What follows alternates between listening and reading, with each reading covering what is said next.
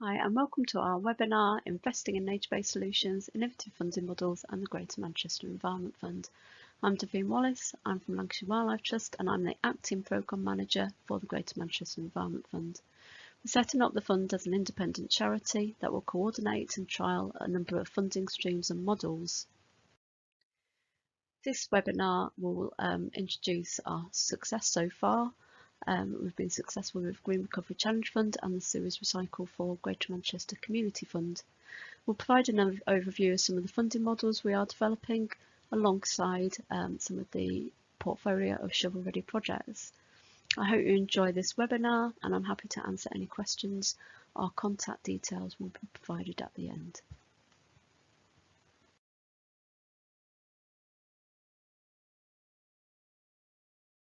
Nature continues to be under threat. Climate emergency and loss of biodiversity pose massive concerns for many of our people. We are a very urban city region with associated pressures on our green spaces, such as housing, industry, pollution, antisocial behaviour, and lack of investment. Our landscape has become fragmented. Nature has retreated. We are now in an ecological crisis. I'm the chair of this Greater Manchester Environmental Fund that we're establishing. I also chair the Natural Capital Group for Greater Manchester, and my day job, until I retired recently, was the Chief Exec of the Wildlife Trust for Lancashire, Manchester and Merseyside. So what are we trying to do with this fund? Well, it's an embryonic idea we had some years ago, which was there a way of corralling a lot of the funds that sometimes disappear nationally, sometimes perhaps don't get spent as well on the environment as we want, and can we bring them all together in Greater Manchester to really make a difference? There is no doubt that after all the lockdown and the COVID, people have got really passionate about the environment. But what we're really after is some of the big stuff that the government's new legislation is going to bring in, and that's biodiversity net gain and carbon offsetting. And they could be real game changers for us if we can get the fundamentals right. This is all new, this is uncharted territory. So, can you bear with us? Because, we are having to sort of not quite make this up as we go along, but we are some of the first on the field. Manchester Environment Fund is a key part of the Greater Manchester Natural Capital Investment Plan. It foresees an opportunity to look for innovative funding mechanisms to draw greater funding into projects which help to enhance and protect our natural environment. The Greater Manchester Environment Plan was launched in 2019. It has themes that aim to address the 5 key challenges, environmental challenges that face Greater Manchester. Everything from climate change adaptation to climate change mitigation. And importantly, it focuses on improving our natural environment, not just for biodiversity, but for the benefit of the people of Greater Manchester.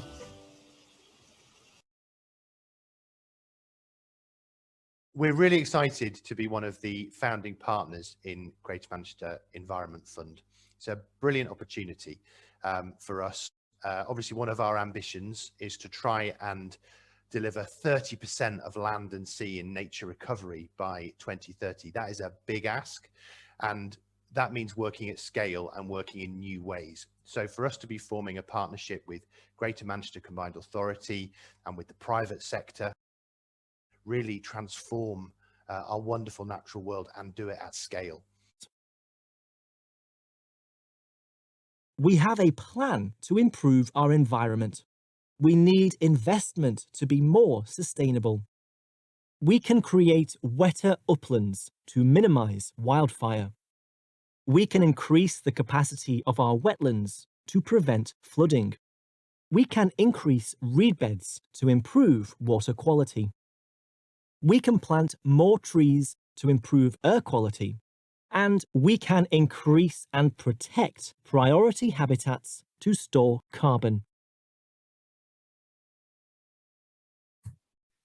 Through the Greater Manchester Environment Fund, we are creating opportunities to bring in new forms of private investment into nature to meet the huge funding gap facing restoration projects across the region and enable the Environment Fund to grow and nature to thrive. carbon sinks and deliver biodiversity net gain to support the ambition set in the City Region's Natural Capital Investment Plan. These are based around projects that can generate both income streams while also supporting outcomes for nature.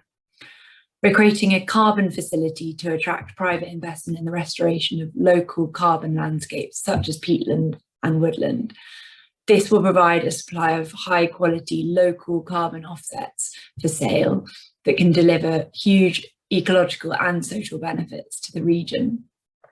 We're working with leading verification bodies to find ways we can quantify and verify these carbon benefits so that they meet reporting requirements and can attract additional private investment. We're also working with local authorities, developers and landowners in Greater Manchester to support the ambitions to measurably enhance biodiversity from new developments based on upcoming biodiversity net gain policy. We're developing a habitat banking facility to bring in private investment in local nature recovery across the City region. It will then generate biodiversity net gain credits for sale to developers to compensate for any unavoidable impacts from new developments. This will bring in new sources of investment based on biodiversity net gain income projections and allow important sites across the nature recovery network to be restored. The Environment Fund also aims to build the market infrastructure for greater investment in natural capital through developing and implementing investable pilot projects and supporting future investment funds. The Environment Fund is looking to source and direct funding to provide the capacity building and technical assistance support to develop investable pilot projects that can then be replicated across the City region. The Greater Manchester Environment Fund offers the perfect complement when a business has done all it can to reduce greenhouse emissions. Market research has shown business willingness to pay a premium for charismatic ways to capture carbon. And peatland sites such as this are absolutely vital in the fight against climate change. A study was undertaken last year which looked at the carbon emissions from the whole of the Chatmoss site in Greater Manchester and found the emissions to be really vast, quite surprisingly high numbers. And the reason for that is peatlands want to naturally be wet. When they're wet, the carbon in them is locked up, it can't escape, it's stored, and these peatlands are vast carbon stores. Globally, they store twice as much carbon as the world's forests, even though they cover a smaller percentage of land. Business appetite for local carbon markets is driven by net zero commitments and consumer demand. Carbon Plus allows businesses to invest in local projects that tackle climate change, whilst restoring unique flora and fauna and offering wild spaces for people to enjoy. So the Greater Manchester Environment Fund is going to be offering a range of opportunities for investors who wish to support work on peatlands to address climate change and to address biodiversity crises. Investing locally rather than to an overseas carbon market also provides you with an opportunity to visit the project you are investing in.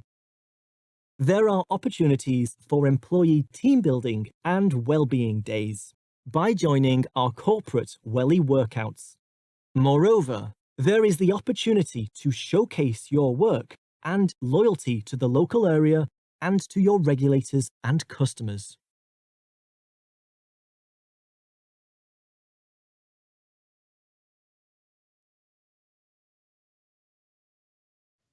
Hi everyone, I'm Sam Evans, Head of Natural Environment at the Greater Manchester Combined Authority.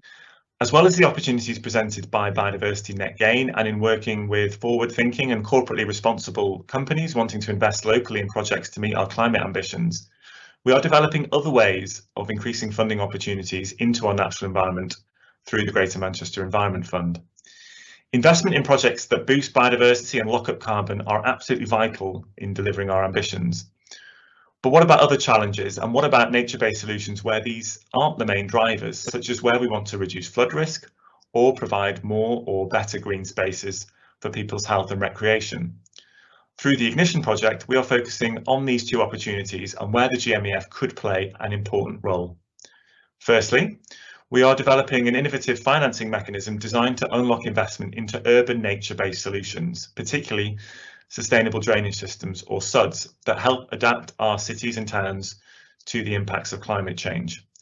We are focusing on public sites, such as schools, where SUDs can reduce the risk of surface and sewer water flooding.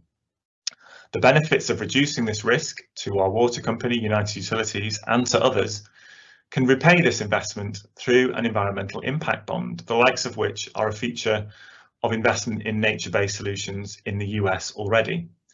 Secondly, we are exploring opportunities of increasing and diversifying funding into our parks and green spaces. In his manifesto, the Mayor has committed to setting up a Green Spaces Fund, so attracting corporate and individual donations to fund projects to enhance our local green spaces or create new pocket parks will be a key focus for all of us over the next 6 months. You can find out more about these initiatives in other talks today and on the GMCA's Ignition web pages. Thank you very much. Greater Manchester Environment Fund is seeking ways to divert business levies, fines, and taxes such as landfill, aggregate, plastic bags, and enforcement undertakings into one centralised funding instrument that enables projects to be prioritised for our natural environment. And I'm here today just to talk to you a little bit about enforcement undertakings and how the Lancashire Wildlife Trust and businesses can work together. We have received enforcement undertakings in the past, and these have helped us to do conservation restoration throughout our region. And this goes towards our grasslands, woodlands, peatlands, and along our northwest coast. Hello, I'm Anna. I'm the Contract Director for Suez in Greater Manchester. Suez is really excited to be working in partnership with the Greater Manchester Combined Authority to deliver the Community Fund. We're really excited to be supporting projects, whether that's from schools developing vegetable plots or restoration projects for local parks. The money that's going into the Community Fund is generated from income from our reuse shops, which will be selling not-for-profit items to members of the public from across Greater Manchester. It's a really great circular economy story with the people of Greater Manchester at its heart. Recycle for Greater Manchester is an initiative supported by Suez and Greater Manchester Combined Authority. It is providing £220,000 worth of investment to enable voluntary and community sector organisations to enable reuse, recycling and waste prevention to become the norm. Here are some of the ways Greater Manchester VCSE organisations are tackling waste. Each year, millions of pieces of furniture are discarded when over half could be reused if we take the time to do some slight repairs. Amazing organisations are upcycling furniture for well-being and turning the pre-loved into something useful. Groups like Men in Sheds are getting out the power tools whilst making new friendships. The make, do and mend attitude is capturing the region's imagination once again, with sewing groups popping up all over. There are opportunities to learn dressmaking, tailoring and upholstery skills from the textiles thrown away by others. Plastic is the bane of our time. Litter picker heroes are often the last line of defence, keeping riverbanks and green spaces clean. Kitted with trolleys that enable waste to be segregated means that cans and plastic bottles can be kept separate for recycling. Community artists can reuse unwanted plastics into art. We hope the relationship between Greater Manchester Environment Fund and Suez will be the first of many corporate relationships directly benefiting households and communities across the region.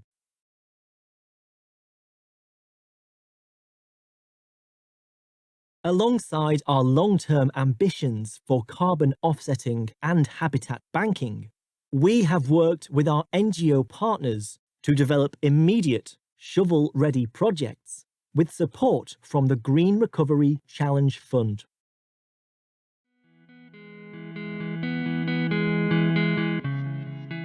So my name is Kate Hanley. I work for the RSPB at Dovestone. Dovestone's a partnership site, so it's a big site, 4,000 hectares big, which is the same as 440 square kilometres. It's a partnership site between the RSPB and United Utilities, and together we've been delivering restoration works here since 2005. 2,500 hectares of that is blanket bog. The rest of it is moorland edge, so there's just huge potential for doing really significant restoration work. These moors have been degrading for centuries, and we've only been at restoration now for 15 years, so there's a long way to go, but we have made really significant progress. And what's really exciting about the Green Recovery Fund is that we can continue that progress of restoration. So it's really helping us to keep on moving forward. So the volunteers are just amazing. They are our biggest asset, really. So we have the most amazing team of volunteers. We have about 40 volunteers on the books, which is wonderful. Most of those come out really regularly. So that is a curlew. So that's a bird that's in real trouble nationally, and the UK holds an internationally important proportion of the population, and they're doing well at Dovestone because of the blanket bog restoration works. So we're also innovating here. We innovate all the time. Blanket bog restoration is a really new science. So at the moment we are innovating with soil nails, so green willow stakes that we're using to stabilise the edges of eroding peat around the blanket bog edge. As far as I know, this is something that's never been tried before. So that's been done by ourselves and our volunteers, and it's being funded by the Green Recovery Challenge Fund.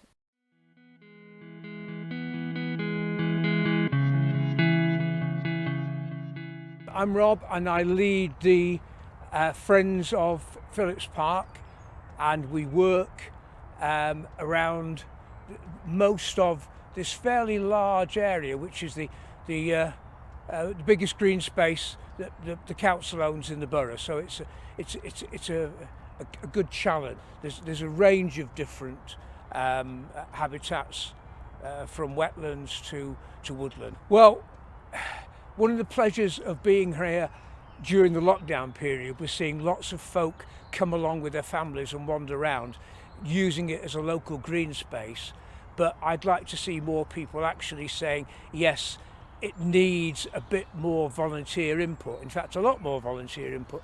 And there's no end of jobs that can be very satisfying, extremely rewarding personally and collectively, and at the end of every session you can turn around and say, hey, we've made a difference. So I think that extra prompt that will take us up to the next layer of engagement and active work within the park is really what we're looking for, as well as the actual work that's going to be done as well.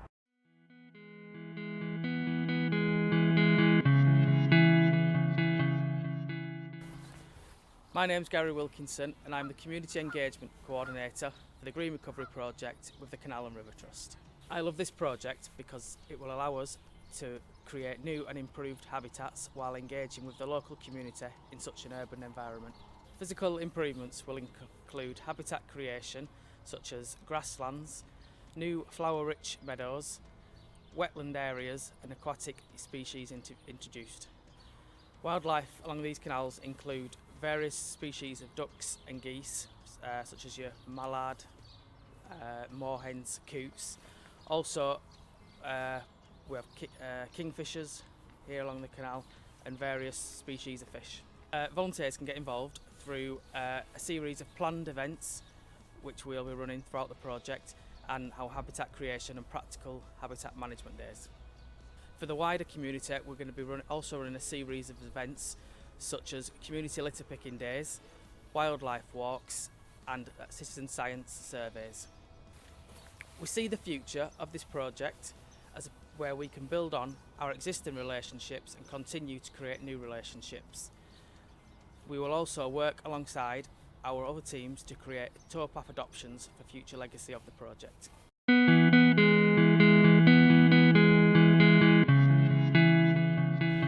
Hi, I'm Kieran Sayer, the Biodiversity Officer at Wigan Council, and today we're at Bickershaw. We're Wigan Council, the landowner, working in partnership with Lancashire Wildlife Trust. So as part of the Nature Recovery Network, Wigan Council are committed to improving the environment and wellbeing for people and for nature. I'm Mark Champion from the Lancashire Wildlife Trust, and I'm working in an area called Great Manchester Wetlands, where we're a partner in a landscape scale conservation project. So we've got willow tits using the landscape, with about 10% across the Great Manchester Wetlands of the entire world population of the UK subspecies. There is also the only zone in the world where northern and southern marsh orchids meet and hybridise, and there's gene flow. Here we have the trapezoidal channel. Now this channel is taking the water very quickly off Bickershaw site and taking it downstream. So there is no absorption in the landscape of this water. What we're looking at is using sites where there's a wildlife benefit as well for absorbing that storm water and allowing a slowing of the flow within the natural landscape.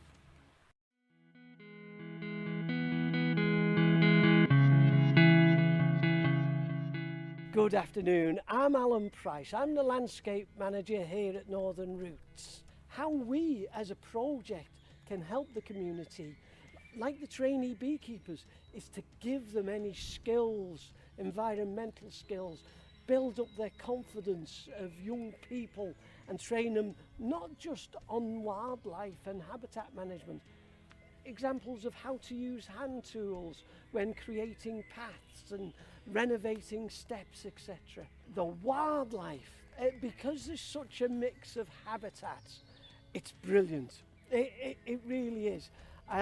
There's a field just over there where I was walking down there last week, and there's orange tips, there's peacocks. I was attacked by a speckled wood on its territory. Absolutely fantastic. If I shut up for a minute, absolutely amazing.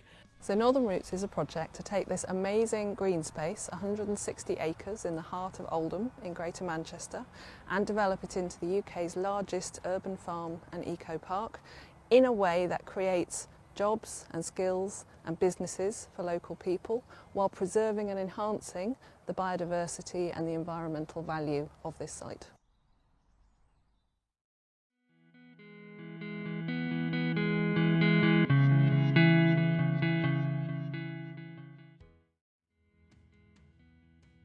Hi, I'm Jo Kennedy. I work for Lancashire Wildlife Trust. I'm the Living Landscapes Development Manager, and I'm also the Partnership Coordinator for the Great Manchester Wetlands. So this site that you see behind you is Astley Moss. It covers 36 hectares, and it's one of the remaining fragments of good quality lowland raised bog in this area. It's part of the former Chat Moss complex, which was a vast lowland raised bog wetland here.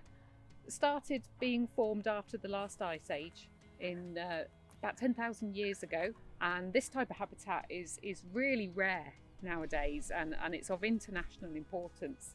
But the issue with this site is that it's fragmented, it's isolated from other sites in the area. We've been doing a lot of work to re-wet the site. So to restore condition, it's really important that the peat is wet.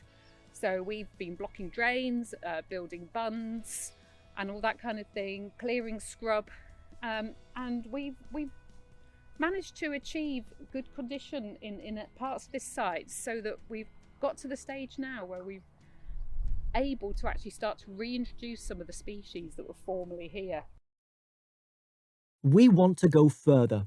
There is a shop window of investment opportunities on the Gmef website. A more entrepreneurial investment model could at least double investment in nature, alongside the Nature Recovery Network strategy.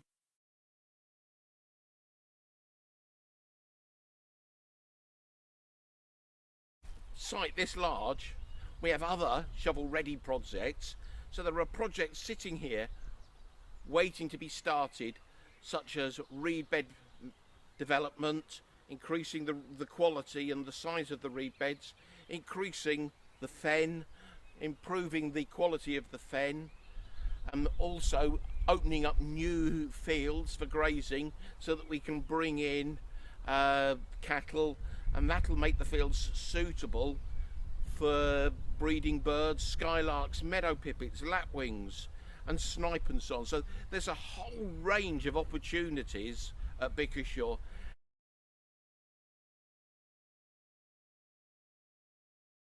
All of this funding, all of the different funders that contribute towards Dovestone and contribute towards blanket bog restoration and woodland creation and landscape restoration as a whole, really, all of these things are contributing towards just a development of the science of restoration. We're experimenting, we're innovating, we're supported by all of our partners, we're supported by Natural England, and we're going to continue doing this, and hopefully we'll come up with some really exciting solutions for the future.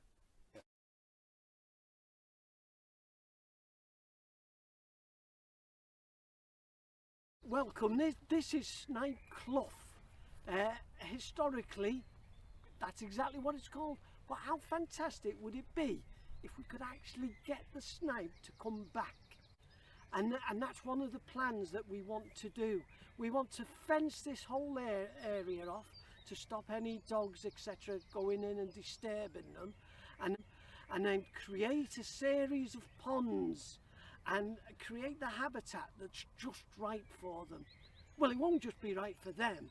If we create the ponds and the wetland areas, it will be creating a home for lots of frogs or newts or bats flying over it. Oh, how lovely would that be? Thanks to everyone for participating in the Greater Manchester Environment Fund webinar. And a special thanks to all of our contributors who have brought to life the vision for the fund. This work demonstrates the commitment and ambition of all our partners. And the key message we want to end with is that through collaboration, we will unite public, private, and philanthropic funders in a mission to tackle urgent environmental challenges facing the city region. Working together, we can deliver the ambitions set within Greater Manchester's 5-year environment plan and our target to make Greater Manchester net zero by 2038. If you are interested in taking part in our shared vision, investing for a green future, or would simply like to know more, then please contact the Greater Manchester Environment Fund team.